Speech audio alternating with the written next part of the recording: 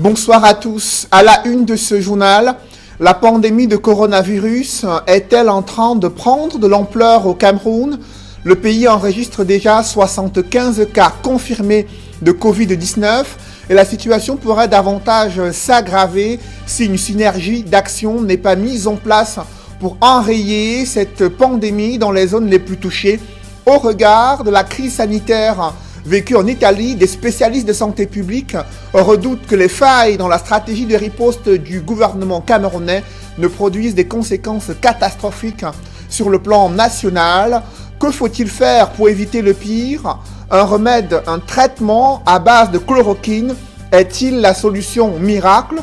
Qu'en pense la communauté des scientifiques dans le monde? Vous les écouterez dans le journal de 20h et vous suivrez également des leaders politiques camerounais qui s'engagent dans la sensibilisation de l'opinion nationale sur les règles d'hygiène de base et tancent le gouvernement camerounais sur l'indisponibilité de l'eau, permettant ainsi aux Camerounais à pouvoir mettre en pratique les règles d'hygiène, notamment se laver les mains avec du savon et de l'eau coulante. Et dans ce chapitre également, nous évoquerons ce soir les inquiétudes de l'Association professionnelle des établissements de crédit du Cameroun, la PECAM, qui demande à la BEAC de revoir ses taux d'intérêt et de permettre aux banques de pouvoir financer l'économie en difficulté en raison de l'impact du coronavirus dans plusieurs secteurs d'activité économique. Nous en parlerons au cœur de ce journal.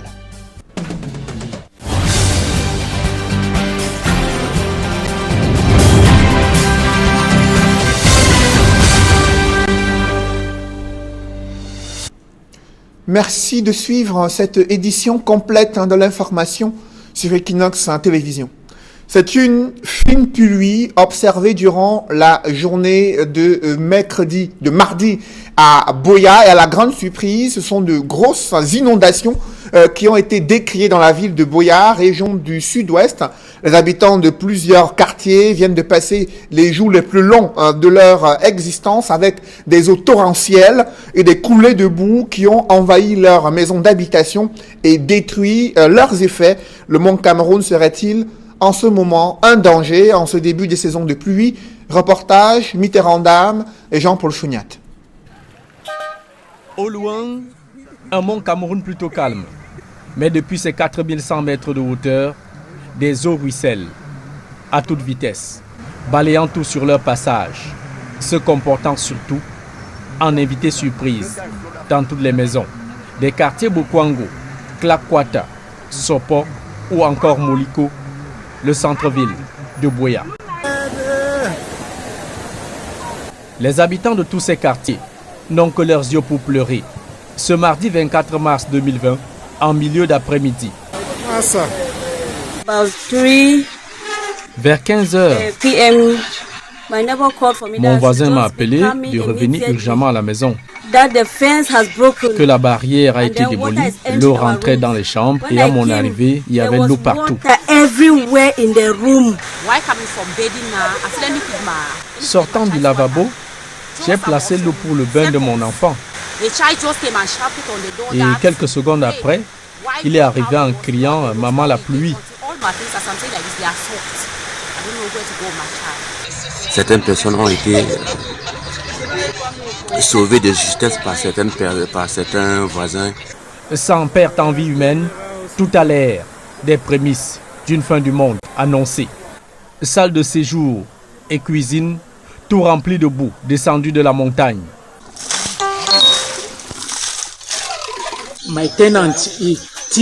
Le torrent a démoli le mur de ma maison et mon locataire a tout perdu ses effets. Mon salon a été entièrement inondé et tous mes effets mouillés.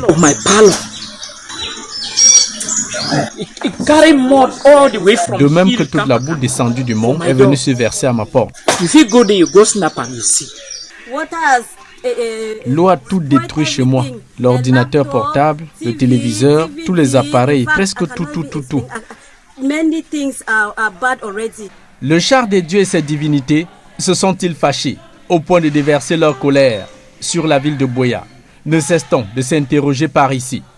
Les torrents sont déchaînés au mont et ça a failli emporter les maisons et avec tout leur contenu. Enfin, franchement, on ne sait pas si les dieux de Mo étaient fâchés. Cette inondation m'a surpris. Seul Dieu que je sers m'a protégé. Je sais qu'il ne peut pas me décevoir. À cette préoccupation sans réponse pour la population, le maire de la localité accuse ceux qui construisent leurs maisons sur les voies naturelles d'évacuation des eaux de la montagne vers les bas-fonds. Il y a 2 semaines, j'ai stoppé un chantier et le propriétaire en avait après moi. Et voilà que par pure coïncidence, la nature me donne raison. Si certains attribuent cette fureur de la nature à la colère des dieux du bon Cameroun, les cartésiens au raisonnement rationnel redoutent plutôt le pire pour les jours à venir, avec en perspective la grande saison de pluie. Parlons à présent de cette pandémie qui défraie la chronique à travers le monde. Le Cameroun vient d'enregistrer 75 cas confirmés de Covid-19.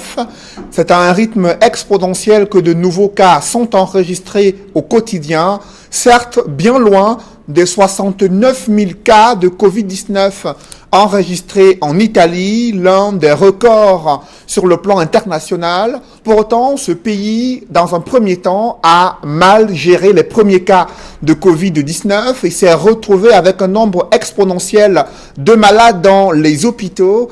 Et des spécialistes de santé publique camerounais exerçant en Italie sont inquiets de la stratégie de riposte mise en place par le Cameroun. Elle présente des failles et risque de produire des conséquences catastrophiques si rien n'est fait dans le cadre d'une synergie d'action visant à enrayer la pandémie de coronavirus. Je vous propose de suivre ces spécialistes de santé publique exerçant en Italie qui évoquent comment ce pays a été confronté à cette pandémie et comment il tente de juguler ce problème qui a déjà fait des milliers de morts dans ce pays situé en Europe. Reportage avec Cédric Chouna et Nadine Yambou.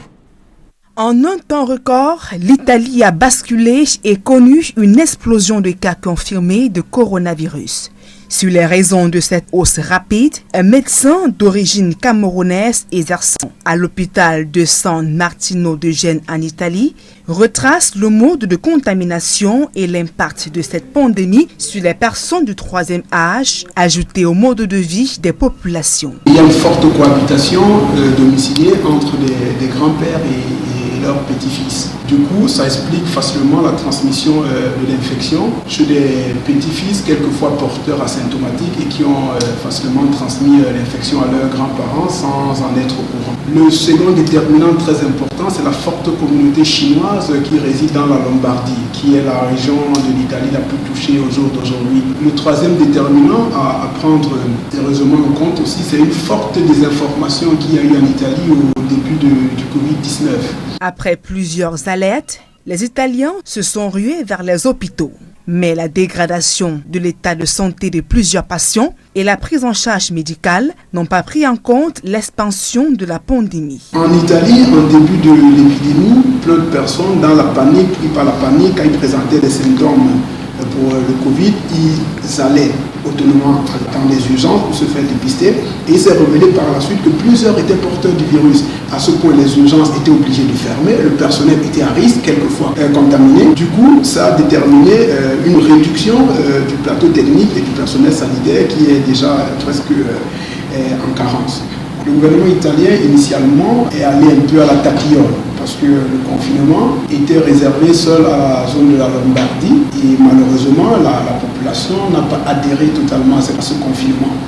Au regard de la gravité de la crise sanitaire en Italie, le gouvernement camerounais a-t-il tiré toutes les leçons en mettant sur pied de meilleures stratégies de riposte? Des spécialistes de la santé émettent des réserves et ne cachent pas leur inquiétude. Je dirais qu'à ce jour, le Cameroun est presque sur la trace de l'Italie parce qu'elle commet des erreurs presque photographiées, je dirais. On peut noter, pour le déplorer, l'hésitation dans les méthodes de confinement, des passagers qui venaient de la diaspora, certains détectés positifs ayant déjà entré en contact avec leurs familiers, certains membres du gouvernement. Il y a plein de choses qu'on peut avoir dit. Selon le docteur Gaston Sofo, spécialiste en chirurgie cardiaque, La priorité à l'heure actuelle, après l'enregistrement de près de 70 cas, est le confinement des villes qui enregistrent un nombre élevé de contaminations. La ville de Yaoundé et la ville de Douala, ces villes doivent être confinées.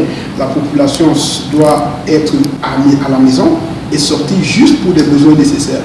Si on confère seulement le confinement au discours moral, comme ça a été en Italie, personne n'en prendra acte. L'État devrait importer assez de masques pour le personnel soignant, pour des pharmaciens, pour les forces de l'ordre qui devraient faire ce travail. On devrait avoir une équipe médicale mobile assez efficiente qui fait un monitoring des patients confinés, parce que le confinement ne veut pas dire l'abandon. Au-delà du confinement partiel de la population, ces médecins proposent la fermeture des marchés et privilégient l'approvisionnement de base dans les supermarchés en petits groupes, mais surtout le respect des règles d'hygiène.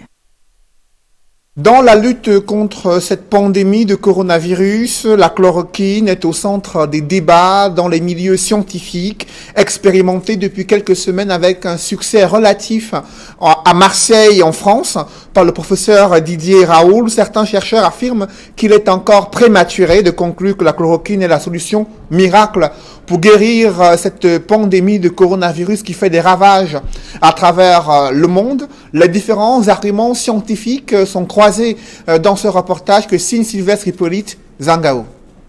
Produite en grande quantité chaque année et bien connue des voyageurs en zone tropicale pour se prémunir du paludisme, la chloroquine depuis des semaines est au centre des débats dans la lutte contre le coronavirus. L'éminent chercheur, le professeur Didier Raoult, l'a expérimenté chez des patients atteints du virus. L'expérience, tentée sur 24 patients en Marseille et en France par le professeur Didier Raoult, a produit des résultats jugés satisfaisants par le chercheur. En effet, le virus a disparu chez 75% de ces patients, contre 10% seulement pour des patients qui n'ont pas reçu ce traitement à base de la chloroquine. Il y a une espèce d'excitation, il faut trouver des médicaments nouveaux, il faut trouver des vaccins, Et donc, vous leur dites, écoutez, vous voulez pas, juste la chloroquine, c'est pas compliqué, c'est pas cher, vous voulez pas prendre ça. Enfin, vous coupez l'herbe sous les pieds d'une quantité de gens qui pensent qu'ils vont avoir le prix Nobel pour avoir trouvé un nouveau médicament contre le coronavirus. Le ton du professeur Didier Raoult le démontre suffisamment. Son annonce d'un traitement du coronavirus à base de la chloroquine est controversée. Certains chercheurs estiment que ces résultats sont encore préliminaires et demandent à être confirmés.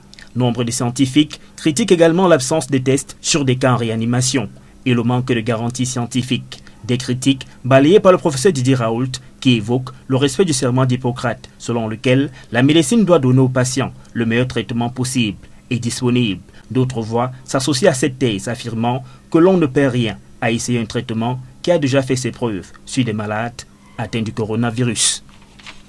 Le célèbre professeur de médecine, infectiologue et microbiologiste français Didier Raoult se félicite de l'engagement de certains États dans le monde à intégrer la chloroquine dans leurs recommandations thérapeutiques pour le traitement du Covid-19, de la détection des symptômes du virus, critiqué sur l'absence de preuves scientifiques des vertus thérapeutiques de son protocole de traitement. Le professeur Didier Raoult explique son procédé thérapeutique et insiste sur l'enjeu de soigner le malade dès l'apparition des premiers symptômes du Covid-19. Je vous propose de l'écouter. Plus précise ultérieurement. Pour la toxicité, là aussi, le monde devient fou. Je vois que la FDA aux États-Unis, qui est quand même vraiment un gendarme extrêmement sévère, a donné le feu vert pour traiter les New-Yorkais avec l'hydroxychloroquine et l'azithromycine. Pour mettre les choses en perspective, l'azithromycine, il y a un travail, je ne connais pas l'équivalent en France, mais qui a été fait aux États-Unis. Dans une année, il y a 1 personne sur 8 qui prend de l'azithromycine. Donc je ne sais pas si vous vous rendez compte de la fréquence de ça. Quant à la chloroquine, il y a plus d'1 milliard de personnes qui ont mangé de la chloroquine. Donc, si vous voulez vraiment chercher la toxicité des choses, c'est vraiment... Et alors, l'hypothèse selon laquelle il y aurait des torsades de pointe qui est plausible, quelque chose auquel il faut faire attention, c'est la raison pour laquelle on fait des électrocardiogrammes, et surtout le dosage du potassium, parce que quand le potassium est bas, il y a un danger.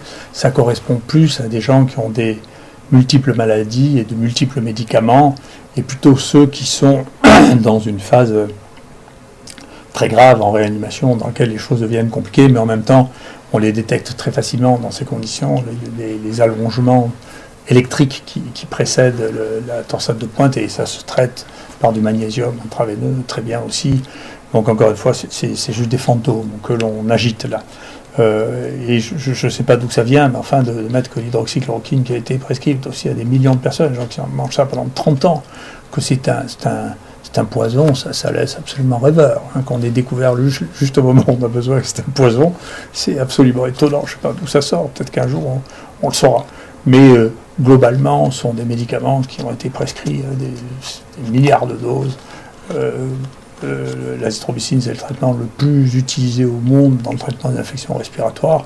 Parce que là, on tombe des nues quand les gens découvrent que c'est un danger extrême. Quoi. Tout ça n'a pas de sens.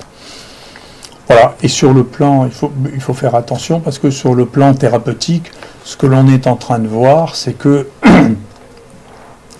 les malades, au moment où ils ont une insuffisance respiratoire, au moment où ils rentrent en réanimation, en réalité, ils n'ont presque plus de virus.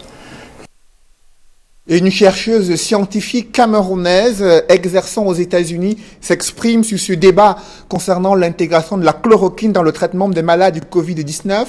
Titulaire d'un doctorat PhD en épidémiologie et une maîtrise en santé publique, Dominique Sikongo reconnaît que les autorités américaines ont approuvé l'utilisation de la chloroquine. Cependant, elle appelle à la prudence et au danger de l'automédication en cas d'utilisation de la chloroquine sans prescription d'un pharmacien ou d'un médecin. Je vous propose d'écouter cette chercheuse scientifique camerounaise, Dominique Sikongo.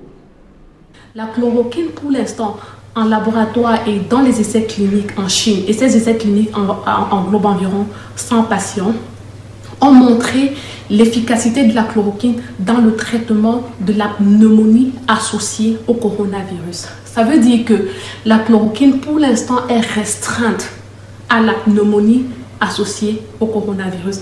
Et un essai clinique sur 100 patients n'est pas assez pour pouvoir établir un lien fort. Il faut beaucoup plus d'autres essais cliniques. Et c'est pour ça qu'ici, aux États-Unis, l'organisme qui s'occupe de la régulation et de la mise en vente des produits sur le marché américain a approuvé des essais cliniques pour tester l'efficacité de la chloroquine dans le traitement, mais aussi dans la prévention contre l'infection au coronavirus. Donc, comme je vous l'ai dit, le traitement pour l'instant est symptomatique. Donc, si vous prenez la chloroquine, non, ça va juste traiter un potentiel symptôme, mais ça ne va pas traiter les autres symptômes.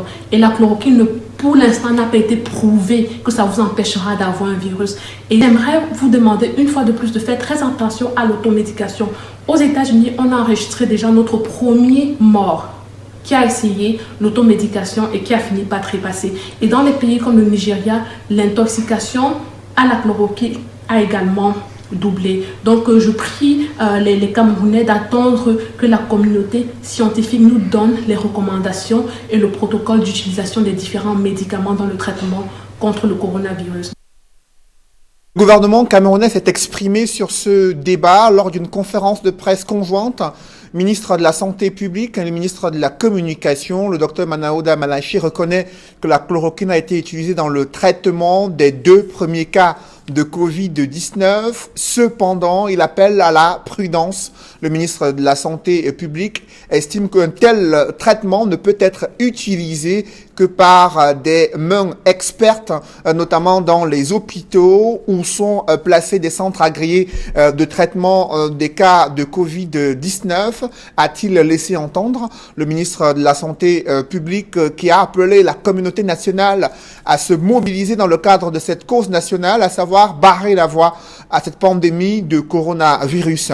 Et pour également s'engager dans cette cause nationale, plusieurs leaders politiques se sont engagés à interpeller les Camerounais sur la gravité de la crise sanitaire.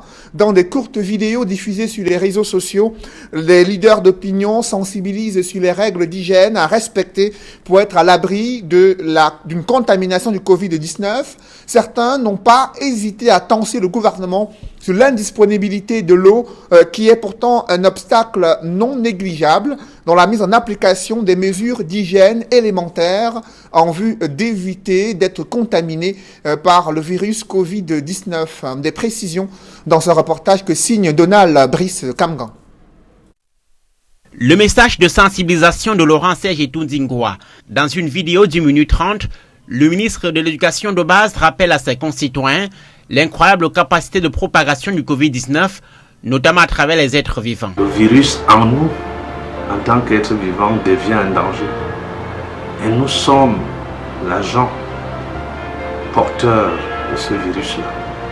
Et c'est grâce à nous qu'il se propage.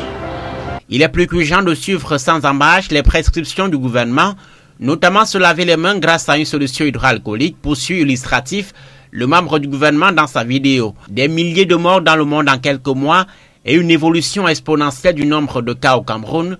Le coronavirus est une vraie menace, conclut Maître Akerimuna dans cette vidéo. En français et en anglais, le promoteur de la Nouvelle République appelle les Camerounais à se laver les mains le plus régulièrement possible à de l'eau courante et du savon. Le moins qu'on puisse faire, c'est de nous protéger et de protéger les autres. Alors, une des choses les plus importantes, c'est se laver les mains. Washing our hands is one of the most important steps to take. Se laver les mains, mais aussi porter son masque, bien que cet outil de protection soit davantage conseillé pour les malades et le personnel médical, explique Cabral Libi, les Camerounais doivent le mettre par précaution. Je ne sais pas si je l'enfile bien, mais je crois que c'est comme ça. Ça me brille un peu les yeux. Je ne sais pas à quoi j'ai l'air, mais j'ai l'air de quelqu'un qui veut vivre encore. Il ne s'agit pas d'être beau avec. Ce n'est pas un masque de beauté. Dans sa vidéo de démonstration, le robinet cesse de couler. Fériel ou mise en scène, Maurice Kamto appelle le gouvernement à prendre en compte le déficit en matière d'accès à l'eau au Cameroun dans la stratégie de lutte contre le coronavirus. Ceux qui sont en charge des affaires du pays devraient être conscients de cela et comprendre que nous ne gagnerons pas cette guerre si l'eau courante, qui est l'élément fondamental dans cette lutte, n'est pas disponible. Les leaders politiques sont en face avec le sujet majeur de l'heure, la lutte contre la pandémie qui ravage le monde. Dans le département du Oncam, les autorités locales multiplient des actions sur le terrain pour sensibiliser également les populations sur les mesures à respecter pour lutter contre la pandémie de coronavirus.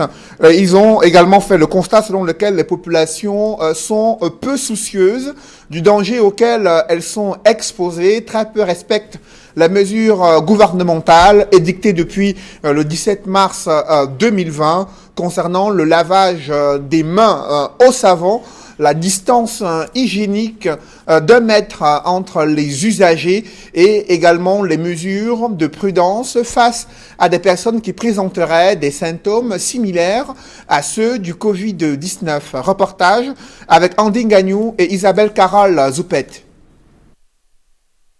Je parlais de ce reportage réalisé dans le département du Oncam concernant la sensibilisation de proximité sur les dangers que représente la pandémie de coronavirus. Les populations sont peu soucieuses de ce danger auquel elles sont exposées. Les autorités administratives et autorités municipales ont tenu à les sensibiliser et les édifier sur les règles d'hygiène élémentaires à respecter. Reportage Andine Gagnou et Isabelle Carole Zoupet. Dans le Oncam, région de l'Ouest, préfets, sous-préfets et éléments de force de l'ordre descendent dans la rue pour ordonner aux populations de respecter les mesures édictées par le gouvernement pour barrer la route à la pandémie de coronavirus. Salons de coiffure, boutiques, débits de boissons et autres points de commerce se dépêchent aussitôt à fermer avant d'être expulsés par ces éléments de force de l'ordre. Les mesures sont claires, ce type d'activité ne doit plus se poursuivre au-delà de 18 heures sur l'ensemble du territoire national. Ceci en vue de lutter contre la propagation du Covid-19. Il faut commencer à peser le poisson là tôt, pour que quand 18 arrive, vous l'avez fini. Une situation bien difficile à digérer pour ces commerçants qui évoquent l'énorme manque à gagner. En ce moment, le Cameroun enregistre son premier décès de patients atteints de Covid-19. Ces autorités locales appellent les populations à appliquer les mesures prises et à respecter à la lettre les règles d'hygiène. Évoquons à présent dans ce journal le numéro vert qui a été mis en place afin d'écouter les Camerounais qui sont confrontés à des symptômes qui ressembleraient à ceux d'une personne ayant contracté le Covid-19. Comment fonctionne ce centre d'appel, le 1510? Quels moyens sont mis en jeu afin de sensibiliser les Camerounais et les prendre en charge lorsqu'ils sont des cas suspects? Élément de réponse avec Ike Cyril. Je parlais de ce reportage concernant le 1510, le numéro vert qui a été mis en place par le gouvernement pour des personnes présentant les symptômes du Covid-19. Quels sont les moyens en termes de ressources humaines et matérielles mobilisés pour être à l'écoute des Camerounais et autres ressortissants étrangers présentant les symptômes du Covid-19? Élément de réponse dans ce reportage que signe Ike Cyril. Dans le call center dédié à l'information sur le coronavirus, des téléconseillers répondent aux usagers. Le numéro vert nous sert à la fois de téléconseil pour fournir le conseil aux Camerounais, mais également pour notifier les alertes sur les cas suspects. Donc les opérateurs sont là, nous avons des équipes qui travaillent 24 heures sur 24. Nous avons un planning de roulement de 3 équipes par jour. Il y a des équipes qui passent la nuit ici pour recevoir ces appels-là. Le numéro, c'est le 1510. Si certains appellent juste pour prendre des informations, d'autres le font pour signaler des cas suspects. Les alertes, c'est vraiment ces gens qui appellent pour dire que j'ai été en contact avec quelqu'un qui serait positif, ou alors depuis 2 jours je me sens pas bien, j'ai ci, j'ai ça, et nous l'enregistrons, et à partir de toutes les informations qu'ils nous communiquent, nous faisons descendre une équipe sur le terrain pour voir la personne, évaluer son état, éventuellement prélever la personne et la prendre en charge. Au fur et à mesure que la maladie prend de l'ampleur au Cameroun, le nombre de sollicitations augmente, au point où le call center reçoit en moyenne 600 appels par jour. Quand le numéro a commencé à fonctionner pour la réponse au Covid-19, nous avions à peu près 5 lignes. Et depuis la semaine dernière, le ministre de la Santé a fait tout pour que nous ayons 17 lignes. Donc vous voyez, nous avons une vingtaine de lignes fonctionnelles actuellement. Vous comprenez donc que les appels ont augmenté. Et nous passons maintenant de 100 appels en moyenne par jour à 600 appels par jour. Mais tout n'est pas rose dans le call center. Parfois, les usagers ne trouvent pas solution à leurs problèmes. La faute à une ligne difficilement accessible ou encore à la mauvaise qualité de la ressource humaine. Nous avons commencé à former il y a 2 jours des opérateurs pour venir renforcer les capacités de ceux qui sont déjà là. Et nous allons continuer dans ce sens-là pour que tous les Camerounais soient satisfaits. Autre problème, et non des moindres, logé au Centre national des opérations des urgences sanitaires, le call center n'est disponible qu'à Yaoundé. Quid alors des autres régions? Pour le moment, le numéro vert est valable pour la région du centre, donc pour Yaoundé. Mais nous faisons tout pour que l'information soit immédiatement référée aux personnes qui sont dans les régions. Et le ministre de la Santé est en train de prendre des dispositions pour que ce numéro vert serve également pour toutes les autres régions. Donc je pense que d'ici la semaine prochaine, en appelant le 1510, vous pourriez avoir quelqu'un au niveau régional, que ce soit à Douala ou bien à Bafoussam et dans les autres régions. De 5 lignes au départ, le call center compte aujourd'hui à peu près 25 lignes. Les usagers composent le 1510 pour avoir des informations ou alors pour signaler des cas suspects de Covid-19. Problème, le call center pour l'instant n'est disponible qu'à Yaoundé. Au-delà de la pandémie de coronavirus, la lutte contre le terrorisme fait rage.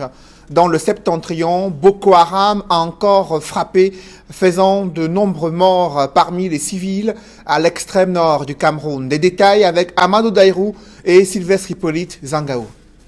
Le village Toufou, meurtri par l'attaque sanglante de Boko Haram. Plusieurs membres armés de la secte islamiste y ont semé la terreur dans la nuit de dimanche à lundi. Ils ont pillé, puis tué. Cette femme inconsolable, par exemple, a vu son mari fusillé à côté de 3 autres personnes exécutées, dont l'une décapitée. Ils sont arrivés à 1h du matin. Ils sont venus trouver les gens en train de dormir. Dès qu'ils sont venus, les autres sont sortis pour fuir. Mais ils ont trouvé le vieux là en train de dormir. Ils l'ont arrêté, coupé sa tête. C'est mon père. Ils ont coupé sa tête. Moi-même, c'est le matin que j'ai eu qu'on a coupé la tête de mon père. Et ils ont parti avec la tête. Ils sont passés maison par maison, ménage par ménage. Ils sont ramassés, ils ont tué 4 personnes. 3 adultes, une enfant de 13 ans. La localité de Tourou, dans l'arrondissement de Mokola à l'extrême nord, subit régulièrement les affres de la secte islamiste Boko Haram. Terrorisées, les populations en appellent à l'aide de l'armée. Nous, on veut les militaires partout. Ils occupent tous les endroits. Comme ça, nous aussi, nous pouvons dormir à l'aise.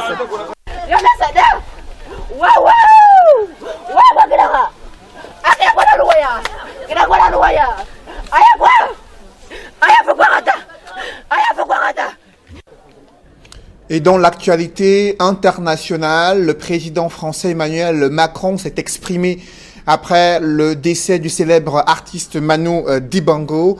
Dans un long texte publié sur la page, le site internet de l'Élysée en France, le président français Emmanuel Macron note que la musique mondiale a perdu un géant, Manu Dibango, saxophoniste, compositeur, passeur de rythme, lanceur de tubes, était l'un des musiciens virtuoses et généreux dont le talent ne connaissait pas de limite. Ses créations ont fait danser plusieurs générations, s'exprime ainsi Emmanuel Macron. Plusieurs continents ont également vibré à travers la musique de Manu Dibango. Il est, hélas, regrette le président français, l'une des premières personnalités mondiales à succomber à la pandémie de Covid-19. Dans son texte, Emmanuel Macron revient sur la biographie de Emmanuel Dibango, de son nom de Camerounais, qui a vu le jour en 1933, précise le président français, qui revient sur son parcours en France, à Bruxelles et dans d'autres pays européens et dans le monde. Lui qui a été également, qui se riait des frontières, précise Emmanuel Macron, il sautait d'un continent à l'autre, d'une culture à l'autre, d'un genre à l'autre, d'un instrument à l'autre. Il les maîtrisait presque tous pour créer une musique universelle qui était à la fois africaine, caribéenne, américaine et européenne, mais qui était surtout chaloupée, entraînante et joyeuse. À chaque album, il inventait de nouveaux rythmes de joie et des mélodies du bonheur. Et c'est avec un tube funk en diable, Soul Makossa, qu'il avait accédé à une renommée internationale. S'exprime ainsi le président français Emmanuel Macron, qui rend hommage à un infatigable musicien voyageur qui a fait résonner son art virtuose sur les scènes de France, de Belgique, aux États-Unis, en Amérique latine, en Côte d'Ivoire, où il avait dirigé l'orchestre de la radio-télévision ivoirienne. Emmanuel Macron qui rend hommage ainsi à Manu Dibango, artiste de renommée internationale. Et pour mettre un terme à ce journal, précisons également que la francophonie a tenu à saluer la mémoire de Manu Dibango en rappelant comment il a été un acteur majeur lors des derniers Jeux de la francophonie. Il est une icône pour l'Afrique et pour le monde, s'exprime ainsi la secrétaire générale de l'Organisation internationale de la francophonie. Et pour mettre un terme à ce journal, un morceau choisi d'un des tubes de Manu Dibango.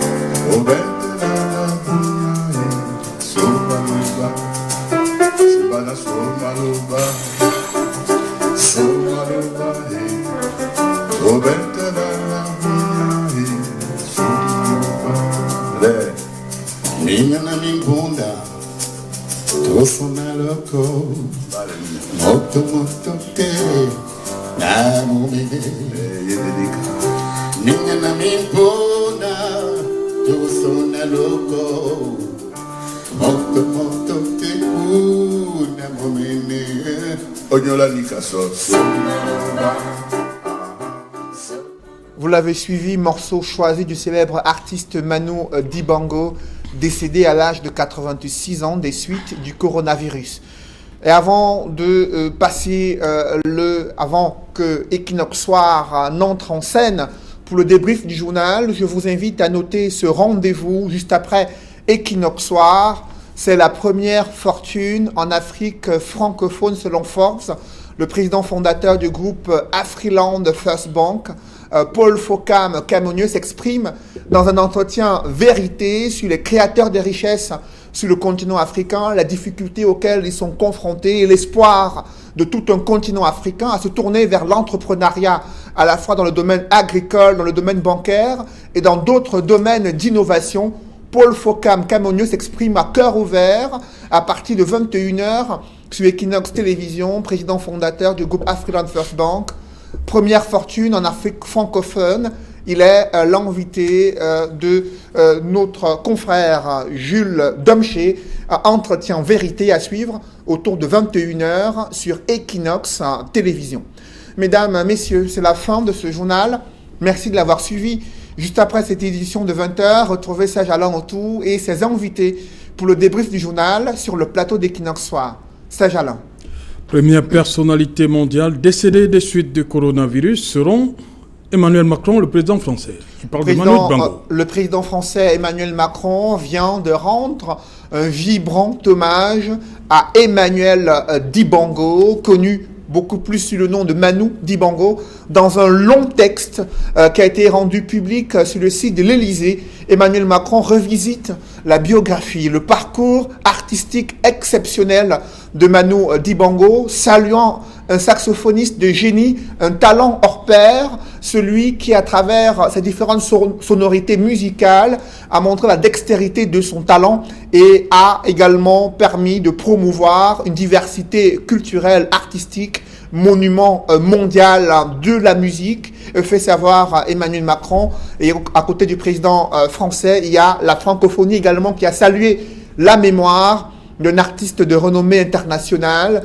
inscrit au patrimoine culturel mondial pour son apport non seulement dans la musique, mais également au sein de la francophonie, où il a été un acteur majeur des récents Jeux de la francophonie organisés à travers le monde. C'est Alain. La chloroquine, elle est entrée dans le traitement des 2 premiers cas jugés positifs Covid-19. Le ministre de la Santé publique l'a fait savoir, les 2 premiers cas positifs de Covid-19 ont retrouvé la santé il y a quelques semaines, selon le ministre de la Santé publique. Et ce soir, il a révélé que le traitement utilisé pour les permettre de retrouver la santé était à base de chloroquine. Cependant, le docteur Manaouda Malaché veut être prudent en attendant que la communauté scientifique à travers le monde reconnaisse ce protocole. Il appelle les Camerounais à ne pas l'utiliser à travers une automédication. Seuls les hôpitaux publics ont des mains expertes pour pouvoir utiliser ce protocole thérapeutique en vue de soigner les symptômes liés au Covid-19 au Cameroun. Voilà, madame, monsieur, c'est donc l'essentiel. L'Equinox Soir, deuxième partie. Bonne soirée à vous, Cédric. Bonne soirée à vous, Serge Alain. Rendez-vous demain, 20h. Rendez-vous demain, 20h.